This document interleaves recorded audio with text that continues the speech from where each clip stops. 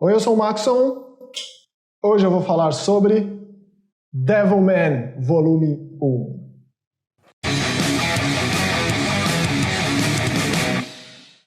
Mais uma vez falando de mangá aqui no Mask Horror, uma mídia que eu não estou adaptado, não me sinto à vontade para falar sobre, mas eu acho importante, especialmente esses que eu tenho trazido aqui, tem uns da Dark Side, né, tipo, Junji Ito é absolutamente essencial, fico feliz de ter falado sobre ele aqui algumas vezes, falarei mais no futuro.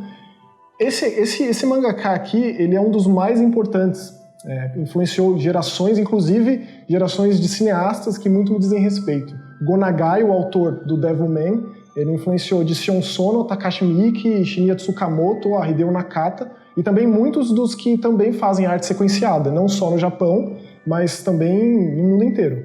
Porque se você levar em consideração que essa obra aqui tem quase 50 anos, e é legal porque a própria New Pop fez questão, a New Pop Editora fez questão de convidar o leitor a essa contextualização. Olha, essa obra aqui, ela é lá de 1972, então é legal você pensar na época, tentar levar para aquele período e entender por que foi tão emblemática e por que causou o reboliço que causou. O que vinha sendo lançado no Japão naquela época. Você pega o terror mais ocidental dos anos 70, é um período terrível, assim, no sentido de que são filmes muito barra pesada, tipo Um Aniversário Macabro da Vida, Um Massacre da Serra Elétrica, Exorcista, são filmes muito barra pesada, tanto que para dar uma freada nesse cinema extremo, de crítica social pesadíssima, os anos 80 veio com todo o seu splatter, toda a sua alegoria, sua sangria, o sangue exagerado, as tripas exageradas, que as pessoas riam dos zumbis numa volta dos mortos-vivos e não ficavam completamente estarrecidas com eles, como A Noite dos Mortos-Vivos no final dos anos 60. Então essa história aqui, ela começa na época da pré-história, inclusive ela tem diferentes tipos de traço. Eu precisei dar uma busca para ver que era mesmo do mesmo autor, todos eles, a mesma história, os mesmos traços, porque começa na época da pré-história que demônios e anjos eles combatem entre si, e aí quando vem para os dias atuais, com um colégio mais convencional, ali acompanhando o dia a dia do Akira Fudo, que é o protagonista, ele que vive depois do falecimento dos seus pais com a sua amiga Miki, é meio convencional demais nesse sentido. Eu que não consumo tanto anime e mangá, vi nisso algo muito normal.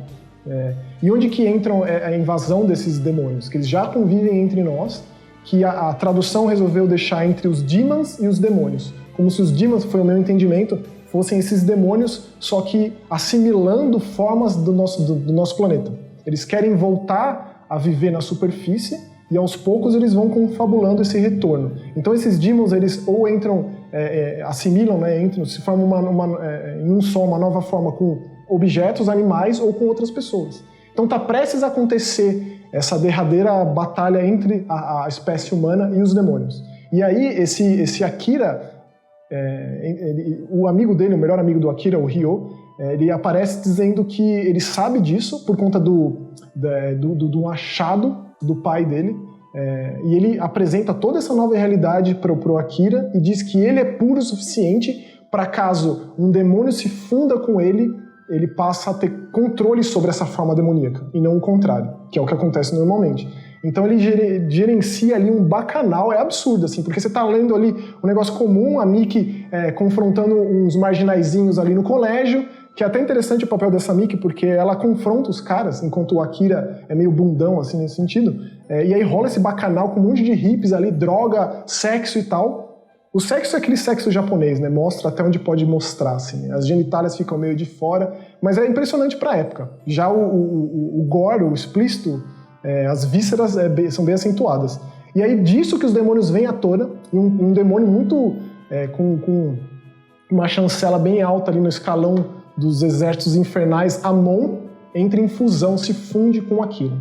Esse é o pontapé inicial da história, assim, é o início de tudo, que é uma obra extremamente extensa. Esse aqui é o volume 1, dessa que é tida como a edição histórica, que inclusive um outro ponto muito interessante, que o Gonagai ele tem uma espécie de prólogo aqui, que imagino que tenha sido exigência do editor manter isso, porque meio que gerencia a sua forma de leitura, que é ele dizendo que quando ele escreveu essa obra foi muito difícil para ele, porque ele tinha muito trabalho, ele basicamente abria mão de sono e de refeições, de necessidades básicas para trabalhar. Então ele não pôde se dedicar integralmente ao que ele fazia, inclusive corrigindo problemas que ele via de outras pessoas que estendiam o seu trabalho. E aí, no decorrer de todo esse tempo, ele foi revisitando a sua obra e reintroduzindo novos capítulos que ele gostaria que tivessem, que não faz muito sentido, para ser sincero. Fica claro para você quando você está lendo qual que é esse capítulo, o enxerto na história, ou então reescrevendo sequências mesmo, porque ele ficou insatisfeito com aquilo. Então ele conta de uma forma meio melancólica, meio não, completamente deprimida, que ele pensava no Devilman como algo triste para ele, porque ele precisava voltar na sua obra mais importante, mais reconhecida e que influenciou gerações, para fazer do jeito que ele sempre gostaria que tivesse sido feito, ou ficado assim, da maneira que ele gostaria, como ele tinha visionado na época. Então é isso que está aqui, nessa edição histórica. Fico antecipando bastante o volume 2. Isso aqui vai me fazer assistir a animação da Netflix, o Devilman Crybaby, que eu ainda não vi, mas fiquei interessado o suficiente para ir atrás e fico, de novo, como falei, antecipando o volume 2. Então, Devilman, valeu!